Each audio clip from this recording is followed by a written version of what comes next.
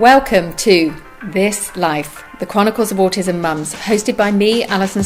Each week I'm joined by amazing women who happen to have autistic kids. Hasna, Moira, Suzana, Raana, Maha, Karina, Huma and Raana, our techie. Each week we talk about navigating the ups and downs of parenting kids with autism and how that affected us and our lives as women, mothers and professionals. Strap in, grab some tissues, sometimes you'll cry from empathy and other times from laughter. Join us on our journey of this life.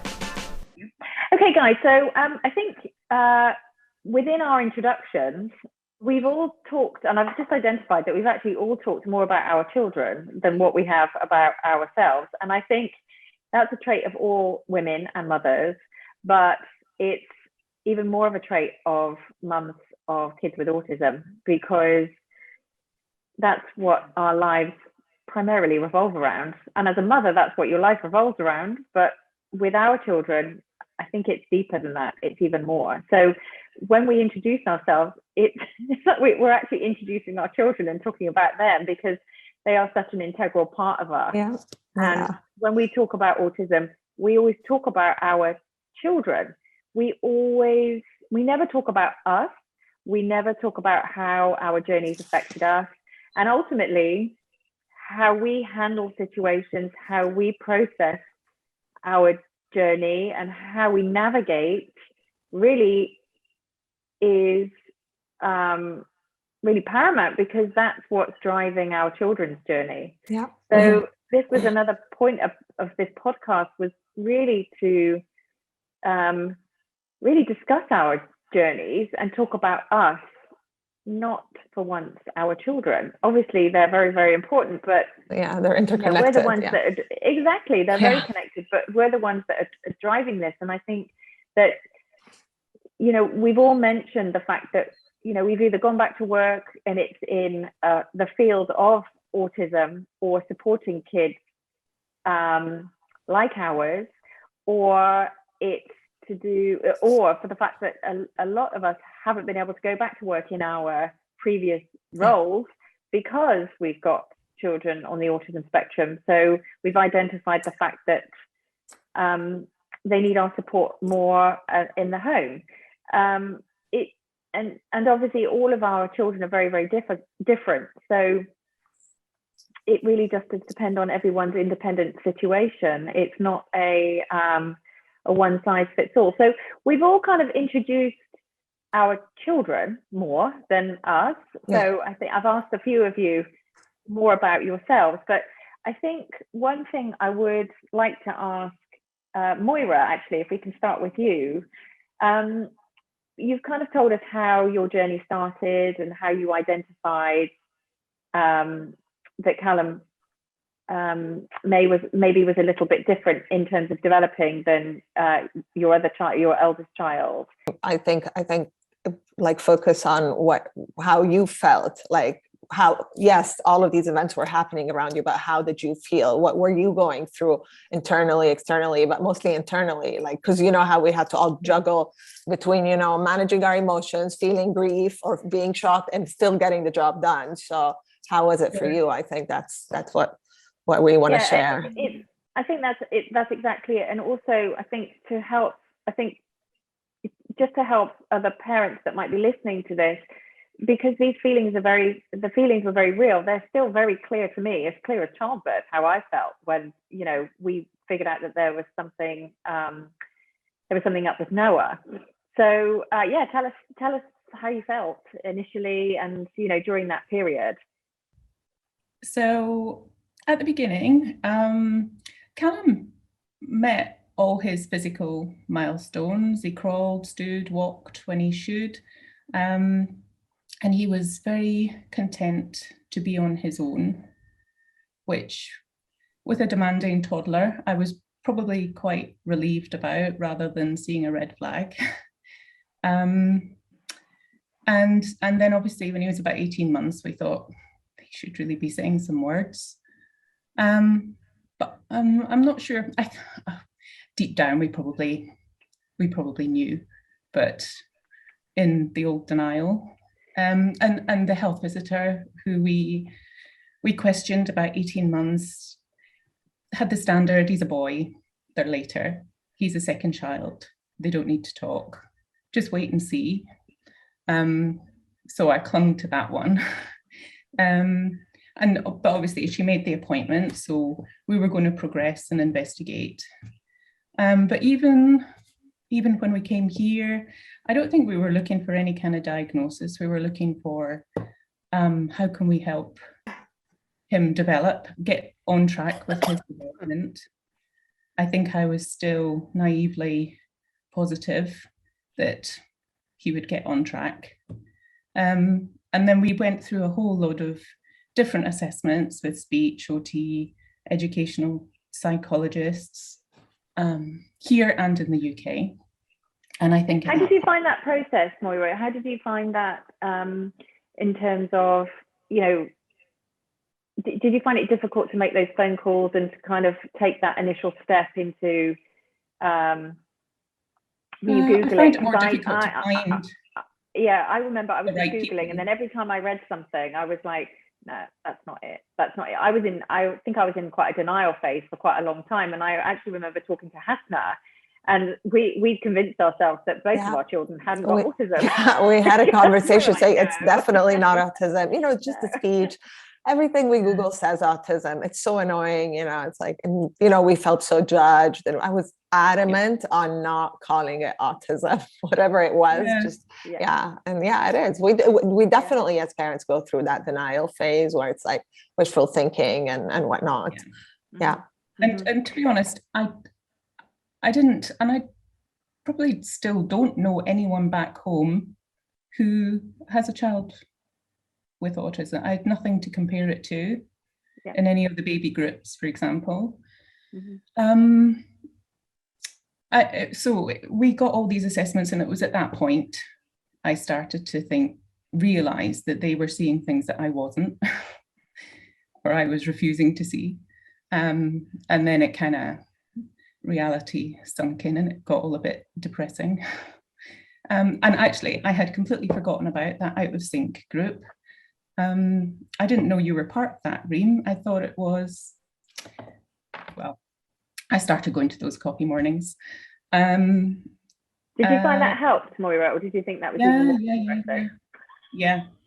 And with did you find this support? In an expat location, I think just making friends and then finding yourself in a different situation, it just makes it so much easier to find like people going through the same thing. I look back and I don't know how things would have turned out if we had been living at home. I don't know if I would have the same support group or have met as many people going through the same thing. Okay. So yes. Karina, how did you feel when you realised that there were developmental delays? For us, it was between the twins. It was awful, completely awful, because we have twins, and the fact that they are two boys and growing up at the same time, it was crystal clear there is something happening here. And I think when we got the news, like Moira said, deep down we knew it, but it's like for us, having twins is like autism presents itself every day and says, hello, I'm here. Hello, I'm here. It's like we have to deal with the news every day. Just because they are twins, because we see Ricardo taking off and Rafael is not. And with communication, with expression, with emotions, with everything. So it's like we have to deal with the news every day. Yeah, it's how we feel. Exactly. Yeah, I found, just talking from my personal experience, I found that during that period of time when we were kind of seeking, not, as Moira said, not necessarily a diagnosis, but more information about how we could help and what was happening with him, I found the biggest issue was that like he as our baby was with us all the time. So you're exactly right. It was staring me in the face all the time. So you're trying to not necessarily not think about it, but just try and keep going. And it's like the elephant in the room almost. It's always there. And as these different behaviors and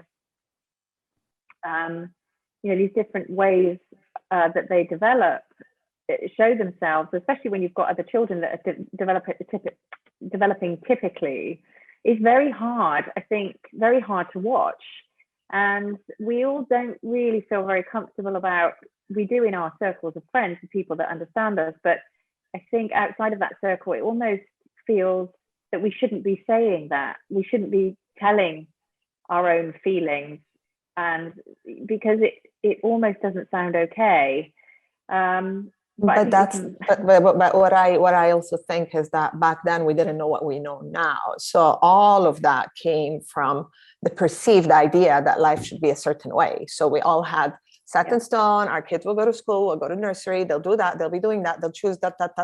And then like boom, we were handed a completely different path. So I think it was that transition. It's not that we didn't accept our kids. It was just it was just really hard to make sense of that. It was really hard to, sorry, I had to do my intervention, because I feel like that really helped this time processing it, because now that I know what I know, I know that it's okay, but back then it was like, oh my God, he's a baby. His life is altered already. It was like, it just started. How is this possible? So of course there's that element of shock and grief and whatnot. And I think our personal journeys were never honored enough.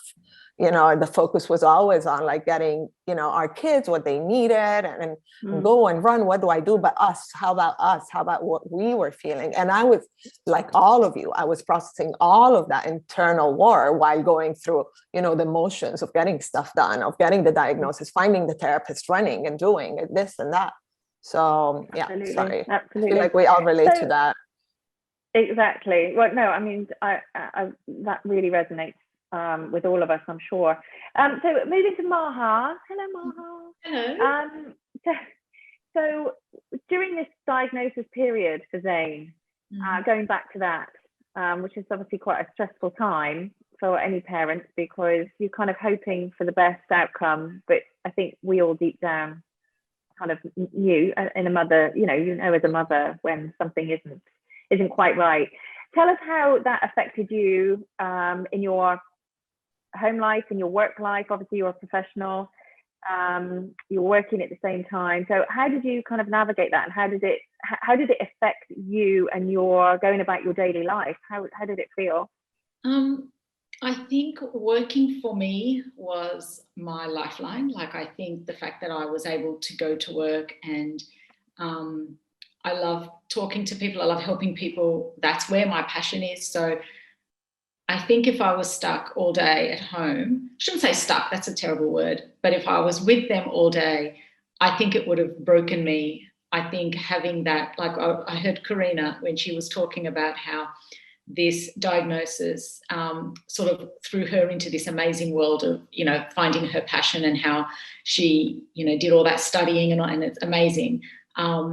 For me, when I was pregnant, I was in the middle of doing my year of pediatric and care, and I had travelled to go do something called Brain Gym, which was, I actually had this passion for kids on the spectrum, and I was like, really wanted to get into that. And then as soon as the situation happened with Zane, and my older son also had some challenges growing up, so I had that in the background too.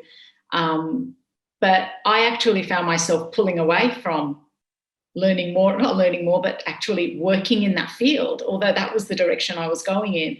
And I think it's important that parents or mothers appreciate that we will all do what we need to do to get through that situation. So in say someone like Karina or maybe Reen, they sort of got really involved in that world, and whereas I probably pulled back because I couldn't have that, and in my professional life where all I was doing was dealing with kids, treating children all day that are on the spectrum, and then going home and then having to do it again at home. Like, it would have just killed me. So I actually stopped my pediatric sort of arm of my training and just kept on with the adults, because I thought these are an easier group of people to manage than the children.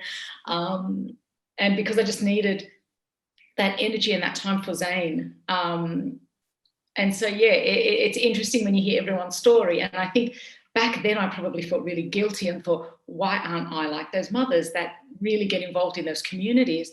But I look back now and go, no, but that was what I needed at the time. And that's okay. Like there was nothing wrong with that. I'm definitely getting more involved with that now. I think since being in Qatar, actually, it's because, again, similar to again Moira's story, back home, I had no one in my social network had any child with any sort of, I mean, they probably had their own challenges, but nothing that was as bad as what I was facing. So it was hard for me to work out what was going to happen to my child. Even now, I don't know what's going to happen to my child. You don't have that professional that comes across and says to you, do you know what? Your child has ABC. This is what you should expect. They're just like, this is what it is. May get better, may get worse. Good luck. That's pretty much. And we as mums are just trying to find what will work. And I think that's just going to be all the time. Like, I don't think that ever stops. For some parents, for some families, they find things that really work for their kids, and then you try for your own family, it doesn't work, and why is it not working for my son? So I think acceptance is a really big part of our journey, and that we have to be accepting of how we are dealing with it ourselves, because if we put that, I mean, we've got enough pressure dealing with your family, let alone having to think this is how I should be having a child with autism. I should be like this. And it's like, that's just all rubbish. You do what you need to do. You find your network of friends that support and help you through it as well. And every child is different. So what works for yours child won't work for others. So sure, it's very personal, isn't it? It's a very personal journey. And I think that in the majority of cases, then we are, as women, we're driving this. Yes. We're driving the bus. Absolutely. we just need to keep it moving. Absolutely. But it also needs to suit us. Yes. Suzana, what about your situation? So, how did it make you feel, as a mum? How did it affect you and your choices? It was a very interesting process for me, because initially I didn't even realize there was anything wrong. It started with, he was talking, so it wasn't like he was absolutely not verbal. He was already saying some words and communicating his needs. But like a few months before, I had a friend who has a daughter who's slightly older and was complaining that she kind of figured that her daughter might have a speech delay, and she wasn't sure what to do. And my advice to her at the time was, well, go to a speech therapist. If there's something wrong, they're going to tell you what to do. And if there isn't anything wrong, you don't need to worry about it anymore. So at the time where I thought Victor should be putting more sentences together, and he wasn't really doing that, although he's still young, I just thought I should take my own advice. And I went to a speech therapist in a private hospital.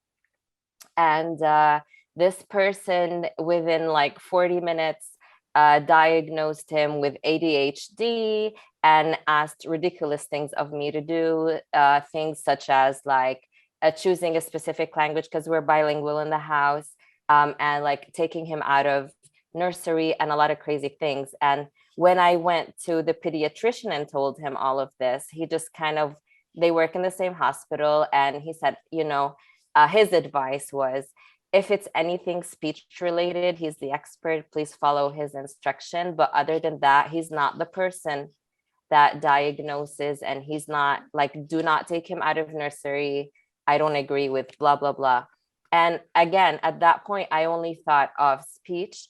Looking back now, I can tell you a year prior to that, he was starting to have a lot of sensory processing issues that I didn't know about. And then there was that roller coaster of trying to find a place to go to, or trying to find an appointment. There was another year that passed, almost a year, without being able to do anything at all. And finally, when I went home to Jordan that summer, I did go to a center. And so they didn't have someone that would do the diagnosis, because you need to have like either a child psychologist or whatever. But she was I think a speech and like OT person. And it was very obvious that he had a whole set of issues and needed speech, ABA, and occupational therapy. So we just started with therapies. And over the summer, we did a very intensive therapy, like everyday situation, where we could see him, basically improving in a crazy way. And then I came back after the summer holiday, and I didn't have a spot for him to continue therapy for a couple of months until I did get a space in one of the centers in Qatar. And it was just a very long process to get there. And it was hell, to be honest with you, especially when I saw him improving and then came back and wasn't able to provide the services for him. And I started seeing him going downhill again. So from like not really knowing what was going on and understanding the situation. And I think going back to what everyone was saying about like being in denial and all that, I think after meeting the first speech therapist, I think there was like 3 days of me like crying because I was in shock and I couldn't deal with whatever this person just said to me. Until I got to a point where I was telling myself, well, I might need to go get a second opinion. Like, who the hell is this person? And another aspect of that was just like my husband and I's situation of him. It's not that he was probably in denial, but I was the one kind of running the show. I was the one making the appointments and taking him to things. And he works full time, so he wasn't always able to be in all the appointments. So I think it was harder, for me to explain things to him just because I wasn't really fully aware of what was going on. We didn't really get an official diagnosis until years later and after doing a lot of therapy, because nobody covers your therapy. Most of the insurances don't cover it.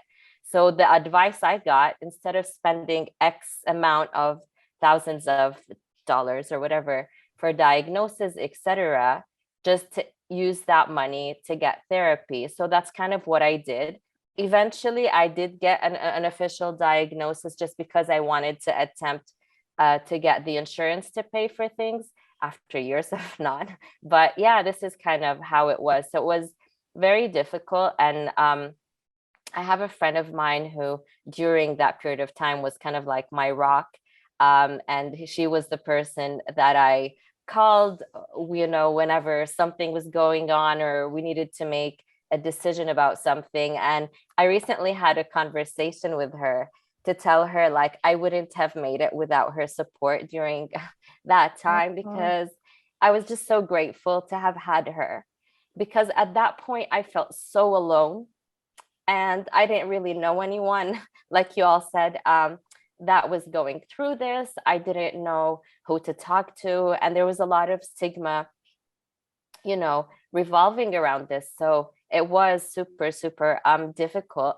But, luckily, and with time and therapy, he, progressed quite quickly, was very responsive to it. And he's doing really, really well. He is in a mainstream school. He did have an LSA for some time. And over the years, they kind of kept on decreasing the time until I think since last year, he hasn't had any support in school. So, it's definitely a success story. It's been definitely an interesting journey. Wait, Suzana, I just want to go back to what you were talking about when you initially took Victor to the hospital and you saw a speech therapist, and the speech therapist, it sounds to me like they just totally bombarded you with information. It was like boom, boom, boom, you've got to do this and you've got to do it. How did that make you feel? And what was going through your mind? And when you left that appointment, how did you kind of recover, and what path did you take then? So I think when I left, I was kind of in complete shock. And I, got home and started using Dr. Google to read about ADHD and this and that, and all of the things that he mentioned in that session. And then I was crying. Literally, I am not joking when I say I literally was crying for 3 days. because I was just so overwhelmed. Looking back, a lot of the things he said may have been true, but the way he said it and the way like he threw everything at me in a very aggressive, honestly manner just wasn't super professional. And a lot of the things that he wanted to do didn't really fall under his umbrella of speech. It was, you know, you need somebody else to diagnose. You need an ABA therapist to teach behavioral. Like, not that, I mean, these things do overlap, but he wasn't even giving me the real like advice that I needed, or referring me to the right people, I felt. So yeah, and it took me 3 days to snap out of that like victim self-pity situation that I was in, to realize, well, you know what, he's not the only speech therapist in the world. Like, I can go get a second opinion and try to figure out what was going on. I'm sure that we've all had not the most positive experiences with quite a lot of professionals. I'm sure that we can all name, and well, not that we will, but we've all had those experiences. I just feel like she made such an important point, though, that because I had the same traumatic experience with how the news was conveyed. I think something that I think we all would wish professional knew is that, you know, you're dropping news that needs some compassion and needs, you need to explain to parents like that this is not, you know, you can't just drop things. I don't know, for me it was really crazy because I felt like my son 10 minutes before didn't have a diagnosis, and now suddenly something changed. It's funny, like how like just that name, in a split second. you're suddenly and it's like, what, like before and after manner. It's the same child, but like in our mind, before and after, you know. It's like actually, delivering like you've got a cancer diagnosis. You know, it's not the same, but it's you know, and I think that this is a very, very interesting point that we'll talk about in another episode. Yeah, I think we have to cover this for sure. We absolutely have to cover this, because even though there's a lot of professionals, and obviously there's a multidisciplinary approach to diagnosis, I remember a speech therapist of ours who is exactly the same as your speech therapist, had there's no way that they could do that diagnosis on their own. But I remember her walking up the stairs of my son's nursery just as I was about to leave, and just dropped by the way, I think he might be on the spectrum. That was literally just 2 seconds, and then off she went. And it's like, you know, a bomb has literally detonated, and then they just wander off. And it's like, so I think that there is definitely a lack of understanding. I don't think it's necessarily a lack of empathy, but I think it's a lack of understanding from a lot of people in the field, not all of them, but that really that news, they don't understand how devastating that can be. I think, Alison, if I can say something, while you guys were talking, I just realized, I think those 3 days after the first person I saw, the hardest thing for me, what Hasna was saying, is like, I think it made me look at my son differently, and it devastated me. I think that was really what, you know, killed me, because, you know, I love this little boy, and I don't want to, he's perfect the way he is, regardless of whatever struggles he's going through. So I just hated that whatever this person said made me see him in a different way. And that's what I needed to kind of work on and change within my own mindset.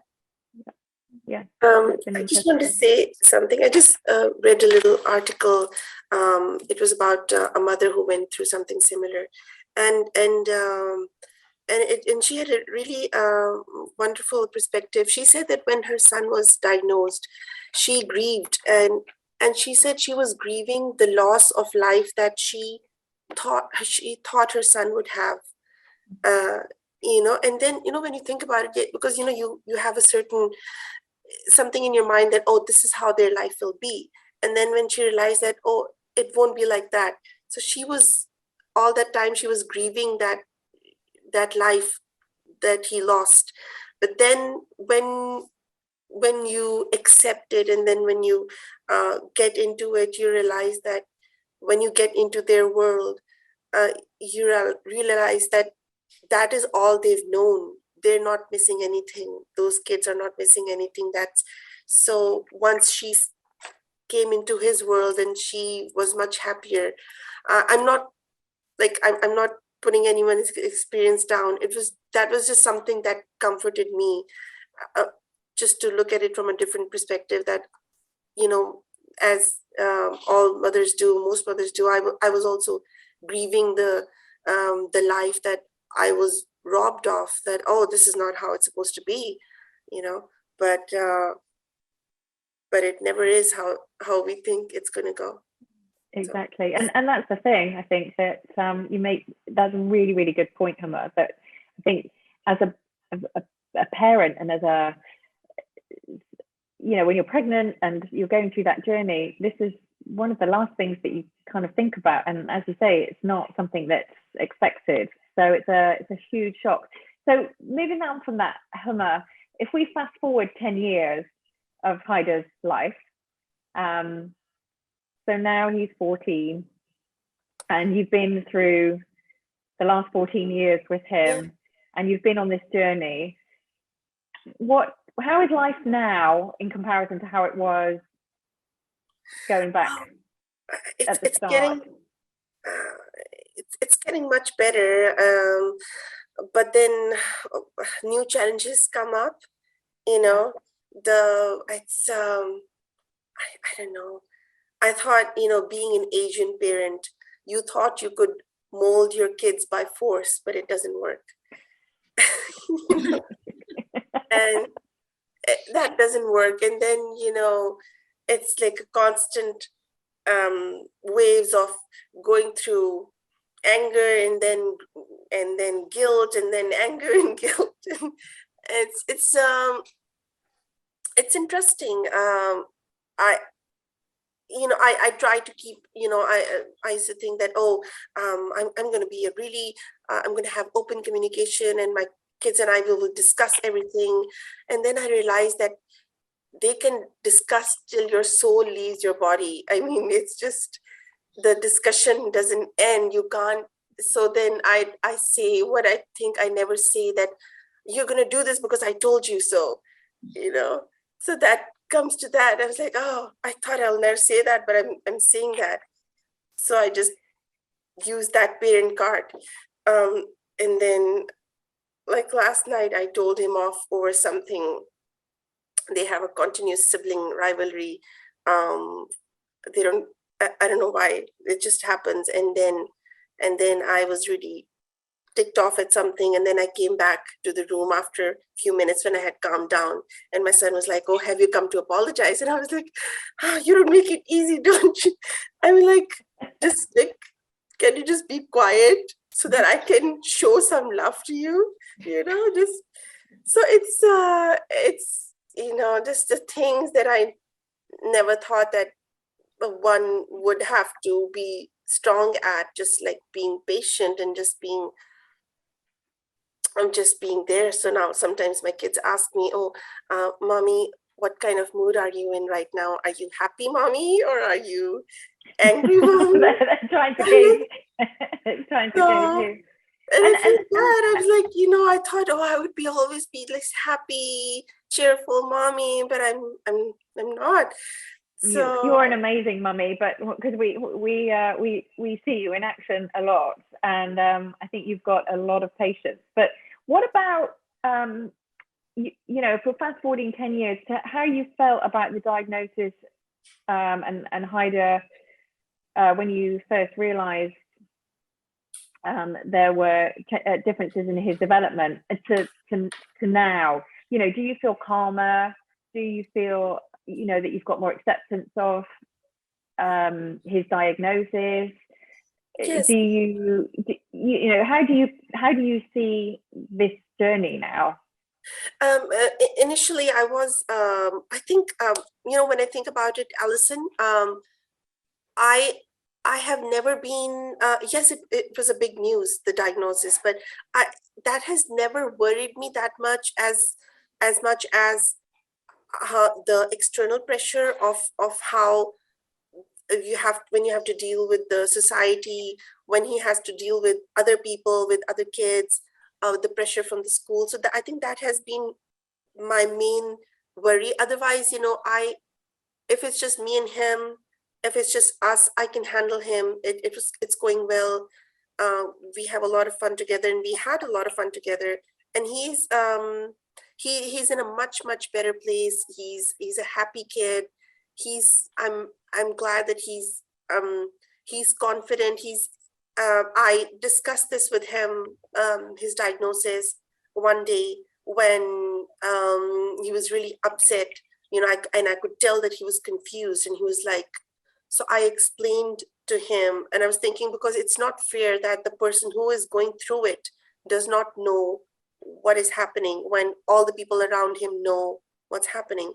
So I just told him that this is what autism is, and this is what he's going through. But and he's accepted it, and he makes fun of, he makes jokes about it, and I'm happy that he has that attitude to it, and he's not taking it, he doesn't have a victim mentality that, oh, why did this happen to me?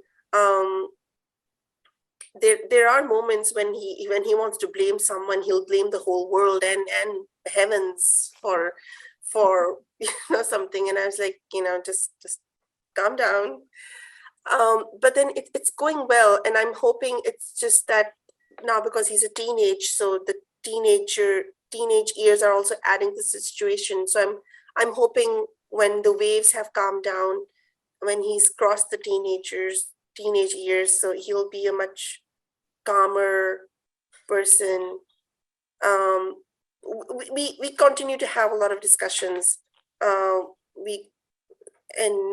develop empathy, to see the other side of the situation, to see other people's perspective. So yeah, it's going well. It's going well, and I'm hoping. Thanks for sharing. Thank you. Yeah. Reen, I wanted to ask you, in the, fast forward 10 years, so we're in our kind of, we've all shared our kind of stories about our children. Within that time of those 10 years, for you as a mother, for you as a woman, what do you think, how do you think, what were the main, can you identify anything that you did that really helped you get through that period of time?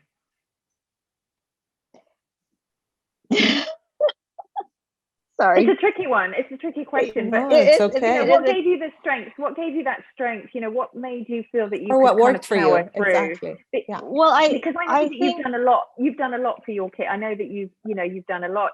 So much. Maybe keeping moving, keeping things going, or was it, what did you do for yourself as self-care to help you through that kind of 10 years? What kept you moving? I think I had a close group, a small group of close-knit friends that actually provided that support. I mean, even though they didn't have any children with on the spectrum or any kind of challenges and so forth, but they were there to support me, and their children were accepting him, and then they would see us every weekend, and then he was part of their lives, and then he was part of their children's lives, and just having that, just seeing that, just kept me sane, and knowing that he'll be okay, and he may not have a lot of friends, but this is enough at the moment, for him, and knowing that we have these people, and and to know that it's not the end of the world, and I could see he continuously progressed with whatever intervention and whatever help that he gets, that kept me not from completely seeing that, things are hopeless, we'll get through it at the end of the day. And there's light at the end of the tunnel. And with that, I think at the end of once we reach there, or moving towards there, it slowly allowed me to now relax. And because I can see that things are happening for him, that it's not completely a total loss. I see a future for him, and that has calmed me down, and that's what has pushed me towards moving forward. Yeah that's interesting. So had a strong really support system. interventions and keeping things moving, and researching, and and we know Reem, she is so proactive. Like that, I think when I first, even from day one, I knew that Reem was like doing everything and trying everything. And as a matter of fact, when I it's one of the first two, I think it was around 2010, one was Huma and one was Reem, that they were already like active finding out who's what and who's that, and they I remember getting a referral to somebody that could like kind of help tell me what was going on. So there's definitely a link between all of us. And I think because there's so many things against us, there's so many challenges against us, for me and Huma. I mean, we just had to keep on moving. We just had to bulldoze our way through to say, no, we're not going to accept this. No, our child will need all this, and our child can do all this. And, no one's going to stop us. So, just moving forward and finding all the support that we can, so that, they will get the same exposure. They will get the same life like everybody else. So that's, you paved the way for a lot of us, both Huma and Reem. What about your support network, Hasna? Tell us about your I wanted to hear from Karina. Can we hear from Karina? Because she said it was awful, but I didn't hear the rest of it. I want to hear how it progressed. I'll get to meet Alison. All right. Tell us, Karina. For me, having twins and having to see, like autism every day presenting itself in a different way, I try to avoid what I did. I avoid hanging out with friends who had the typical children. Was just very hard for me. I had already to face that my other typical son, to face the difference, and I was just not ready. I wasn't. So for a long time, I was just being with my friends who had children on the spectrum, so we could sit and talk and work out what would be the best things to do. But it was really hard for me in the beginning. Really hard. Moira, how did you feel about kind of navigating play dates? And obviously you've got 2 children as well. Did you find your kind of people in your safe space? How did you feel about those kind of situations? It was very tough. We had a good group of friends through my daughter, the parents of her friends, and they were all very nice, supportive, probably didn't understand, but were supportive. But we turned down lots and lots of invitations just because it was easier. And I don't know whether it was because we probably didn't want to be seen as the parents with the naughty child. And we also didn't want, it's exhausting trying to corral a child into doing what they don't want to do, and trying to be quiet and so we missed out on a lot of things. It's too stressful, isn't it? You put yourselves, it's almost like we take ourselves and remove ourselves from those situations, because it's just for everybody, it's too much. It's easier just to stay at home and just let him do his thing and be happy. But don't we all relate to that? Yeah, but it's probably not the right thing to do, because they need to get used to different situations, and other people need to get used to other people's lives. They're not all perfect. And do you think that you have changed your way of kind of thinking about that now? So obviously, we were talking about Callum when he was younger, and that group of friends. So kind of 10 years on for you from that time, have you become more, I think, probably relaxed about that kind of interaction? Or I kind of don't care what anyone else thinks anymore. Yeah, exactly. Yeah. To a point. I do still. It is still in the back of my mind. But then, of course, it feels like forever since we've been sociable anyway. I can't really remember. Right. Yeah. It's been so long since he's had to be. But, I'm conscious of him out in the back garden shouting and disturbing people. But for the most part, we let him do his thing. And I don't know what's the right thing to do. Do we temper? Well, this is another discussion, the whole stimming thing. Do you temper it, or do you let them get it out?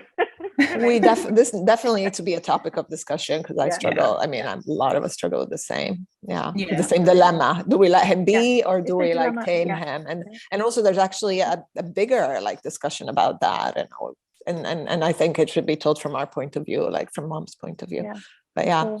Yeah. Did you want to hear mine, or should I want to hear yours, Yeah. Alison? No, you go. I mean, tell us about your support network, your support system. So I think really what got me through, I always say it, and I feel like it was, if there's one thing I can single out, is community.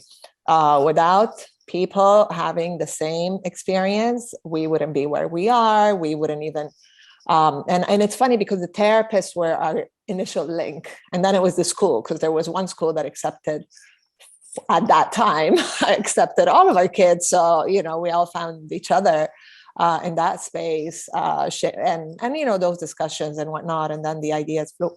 I personally took it very hard. I have to be honest. I took it very hard because of I don't want to call it ignorance, because at the time I didn't have a reason to research or know anything about it. So when I heard the word autism, the only thing I had watched Rain Man 20 years previous, and that's all I knew about autism. I didn't know that autism can manifest itself in other ways. It was, okay, he's not that.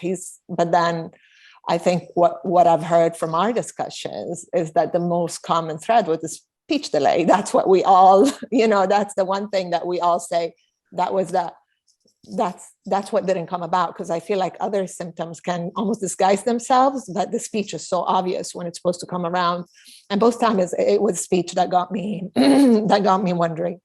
I didn't take it well because, again, in my mind, there's a certain life, there's a perceived conception that this is how life is supposed to be, and my son was going to have a different journey. At the time, it didn't even feel like that. And also, I think the other thing was that my son, the autism, whenever you read autism or Googled autism, it always came with a lifelong condition, like lifelong. It's not curable. Like, what do you mean it's not curable? Like, I can't do anything about it. And I think as our kids grow, we can see what that means. It just means that they'll always be on the spectrum. They'll know how to navigate. They'll know how to get, but it's okay that they're on the spectrum, just like it's okay that I have curly hair. I'm not saying, of course it comes with the challenges or whatnot, but in reality, the autistic population is growing, and it is in high numbers that society is now accommodating or becoming or every day improving to accommodate for them. So that's a huge comfort for me compared to where I was then. I just learned to see life from a different angle. And I could go on and on and on. I don't know what happened to my voice just when I was about to speak. So typical, but it's okay. I think ultimately it's that. It's just finally having that awareness that this is just part of the diversity of life. Everybody gets different. And you know what? We have a mind that is more open. We have more compassion. We are able to see another perspective because we live a different perspective every day. And that has opened, our hearts and minds to different families, to whatnot. And I can say that for me, autism was a catalyst to my healing, even my deeper healings. And we could have a whole episode about just like, mindfulness and how, and the connection with that. But yes, it was tough. I went through a long period of depression. I went through all the 5 stages of grief. And finally, when I was at acceptance, my new life began. And, if you ask me, would you do it again? I mean, yes, I would do it again, just because I know I would do it again, as in I wouldn't reject the experience. Of course, I'm not saying that autism is, it's a piece of cake. Of course, if I could have had it easy, why not? But it wasn't. And I am where I am because of what happened. And I feel like all of us have that appreciation of our journeys being special. Like our journeys, definitely, like they brought up the best in you. You're advocating, you're looking like green, Huma, you're asking questions, you're doing all of this that is outside of your comfort zone. You're teaching yourself. And it's funny enough, because I find that parents know more sometimes than specialists, and that's your comfort. I'm going through it too. So just this conversation, I feel like it was very empowering, because look how much we have in common. It's crazy. Like, we're all so different from different places, but the journey is the same. And I think, yes, it's about our kids and them improving, but it's also a journey of acceptance and healing, and once you stop attaching so much, sadness to that word that at the time felt like that, it's so liberating. And I feel like we all live great lives, and somehow we've gotten by, and we are who we are because of what we've experienced. So yes, so we'll probably, unpack all of this over and over, because there's just so much. And I think it's important to be told.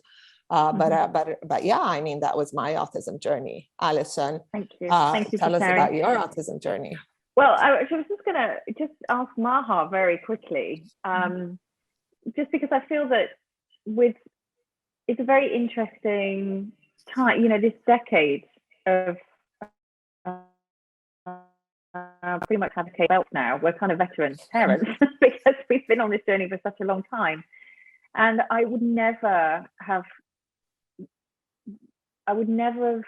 thought that in 10 years I would have been on this journey. And it feels like in some ways we've been on this journey forever, and I don't remember it being any different.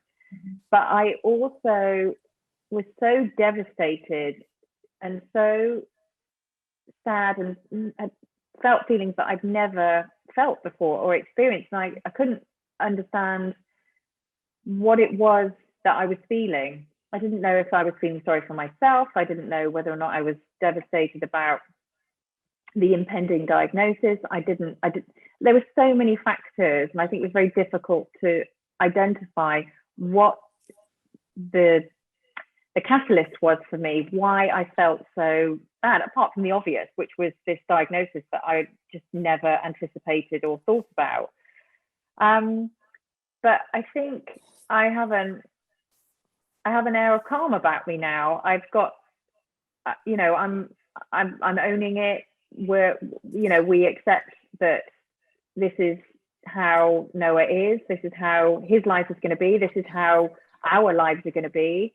And Maha, I wondered from your perspective, in those 10 years, we go from kind of like this scrabbling, rushing urgency to now fast forwarding 10 years to now. How do you feel about the diagnosis now? Do you have that calm about it now, or that, acceptance? How is it for you now as a mother?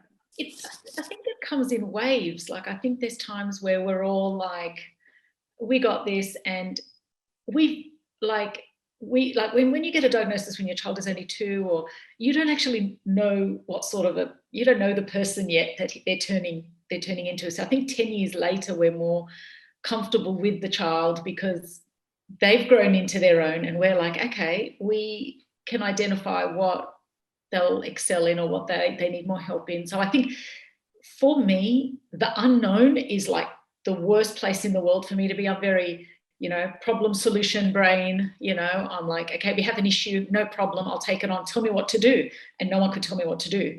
And that was like, well, do I send him to speech? Do I send him to OT? Does he have behavioral intervention? Does he need psychology? What does he need? oh, you know, just put your name on wait lists. And it was like the unknown, that limbo was just horrible to me. But I think as time goes on and you start peeling all of that back, you just get better at knowing, okay, you know, like now I can see things with Zane. I'm like, yeah, you know, I think he needs some extra work here, or he needs some extra work there. And it's because we've had 10 years, or well, he's almost 12, he's 12 now. We've had 12 years together. So I've worked him out a bit more. And so I think we as mums just feel more comfortable making those decisions as time goes on. But I know at the beginning it was like, where do I look? You know, where do I start? It's not in the manual that came with the child. And the baby. You ask the most advanced pediatricians out there and they just do this because they don't know. They're not going to tell you. You know, I had, you know, again, we probably have another whole podcast on this, on what, you know, the things that we've heard from people. And I've heard, you know, speechies telling me that, you know, if my son was going to be in a playground and the kids will tell him to pull his pants down at school, he'd probably do it. And I'm like, my son's about to start school, you know, you don't, you know, how do I stop that from happening? And he never did that once, you know. And then I had, you know, a pediatrician tell me that, you know, we should put him through all these blood tests. And I said, but why stress him out? Like, why are we doing this for? And he's like, oh, because we want to know if there's some sort of chromosomal genetic thing. And I said, well, how's that going to help my management of him now? Oh, because wouldn't he want to know later if, you know, he may not want to have kids, because if he's carrying a gene, he may not want to have kids. And I said, well, he can make that decision for himself. You know, that's not my journey, that's his. And he said, he honestly said to me, wouldn't you like to know?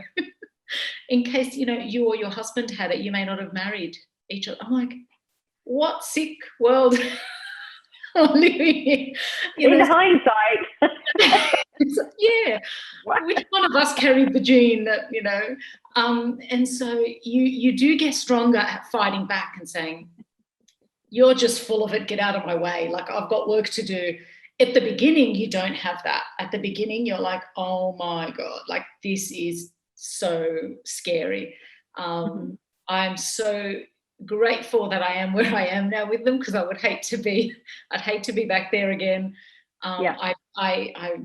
Sad for mums and families who are, you can see them when they first get their diagnosis, and you look at them, you meet them now and you think, I know, like, it gets better, I know, but a very interesting journey.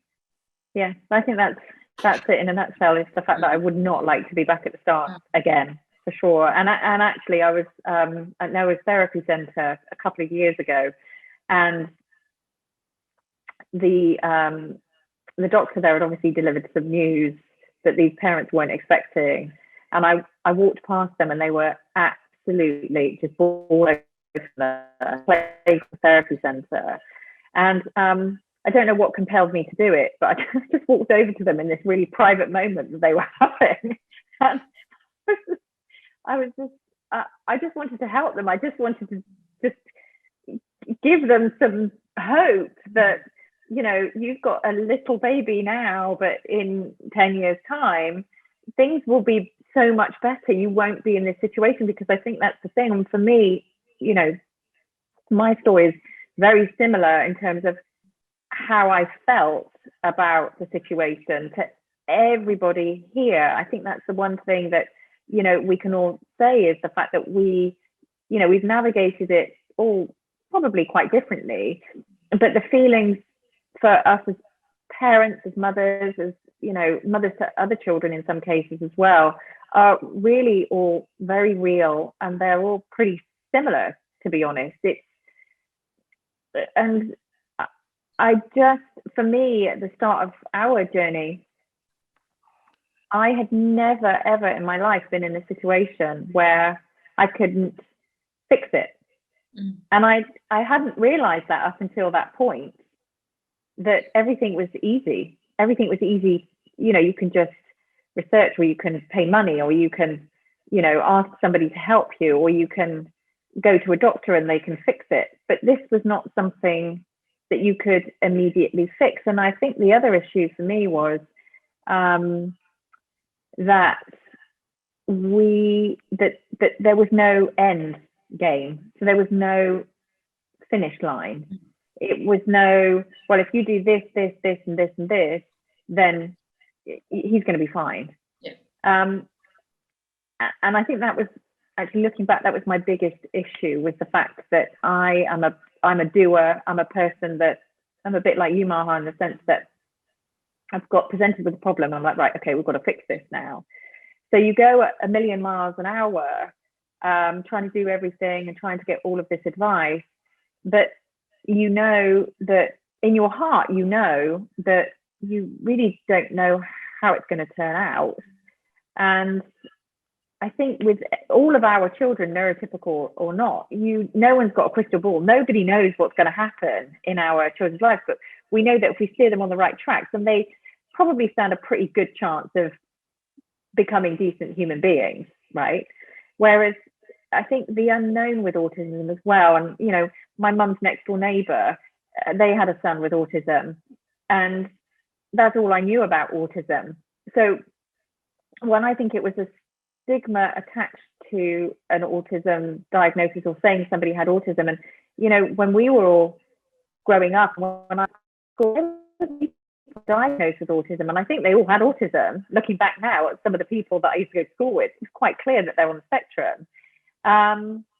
But they didn't have that diagnosis, they didn't have that label, and I don't think that's it's neither here nor there, it doesn't matter, but it's having that awareness of what autism means and how it affects different people, and obviously, you know, the spectrum that we look at when we see that, because you know, I'm very grateful enough to know all of your children here, and they're all so different, but I never thought, as being not a particularly maternal person, you know, when I had my children, I wasn't, you know, like, oh, I was excited, but I wasn't, you know, my mother was very surprised that I was going to have children. So I think I looked at the situation kind of quite differently. So when I have taken so much joy from watching my son develop, and I never thought that I could get so much joy from something like that. And it's ironic, really, because he's not developing in the same way that my girls are, you know, with all of these milestones and everything else. And I never thought, looking forward 10 years, that I take a greater joy in watching him develop than I do my girls, if that makes sense. And I don't want to be like, oh, well, you know, but we can kind of predict how they're developing, you know, what they're learning, and their different stages. Whereas with him, you know, it's like a bookcase, really. And if you shake it, then you're not really sure what's going to come out, what book's going to come out on what day. So I think there's a massive amount of joy that we get from our kids. And I think moving forward with that kind of 10 years, I can really appreciate that, which I think at the start, I never thought that I would. So yeah, small wins, big wins. This was amazing, honestly. Yeah. That was really good stuff. Amazing how like similar, like our stories are the same. Yeah. It's all the same. It's the same internal process, and still we're going through the same, you know, like how autism, every phase. I feel like a lot of us are like at the teenage or pre-teenage, and that's a whole other book, like a whole other manual. You know, it's like starting from scratch in a way. Yeah. I want to share in the chat that if that's okay, when Maha was saying about pulling, you know, kids would tell Zane to pull his pants down in the playground, and we're like, we don't want to do that. Huma in the chat said, well, mine would happily do that.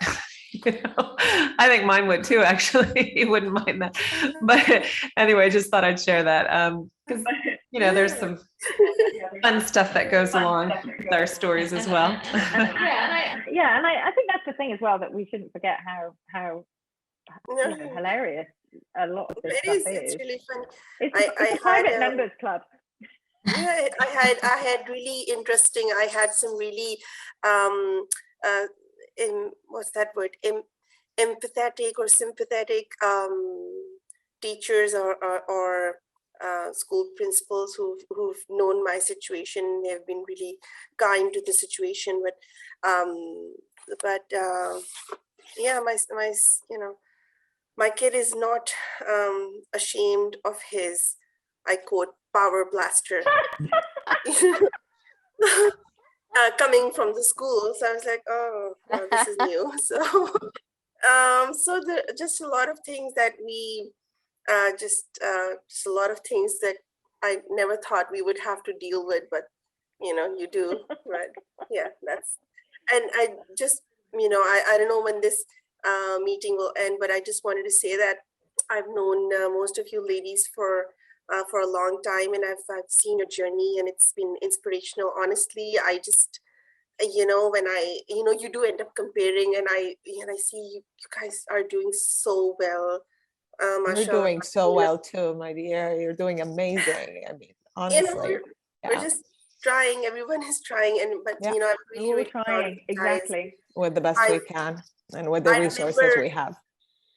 No, I remember Reen, Out of Sync. Initially, when we started, we looked up Out of Sync online, and and Hasna, our journey literally, it started together. Faisal and Heather were in the same class, and I've seen you grow, and how much you've helped the community. It's when I think about my journey, you always come in, because you have been, if it hadn't been for CDC, I don't know where I would have gone. And I've seen Raana and Alison, and they're like amazing. They're two like rocket launchers, like going full speed. It's like I don't know where you get the energy. I'm in awe of you guys. Sorry, something is breaking at the back. Love it. I love it. And and I totally understand, Maha, when you said that you don't, when you have, you would rather have a separate life away from all that. And then, it felt really nice to hear that also, because I would feel guilty that, oh, I have, as a mom, I have to be totally involved, but, I didn't want to be, I didn't want mom at all. But it's wonderful to see that you have your own thing, and and everyone like Moira and Karina, and like they're doing so well, and Suzana, hi, we haven't met before, but it's nice to hear about Hi, you. nice to meet you too. Yeah, so sorry, I just wanted to say that I'm really, really like happy and in awe of what you ladies have done and accomplished. Thank you. Oh, thank you, Huma, for those.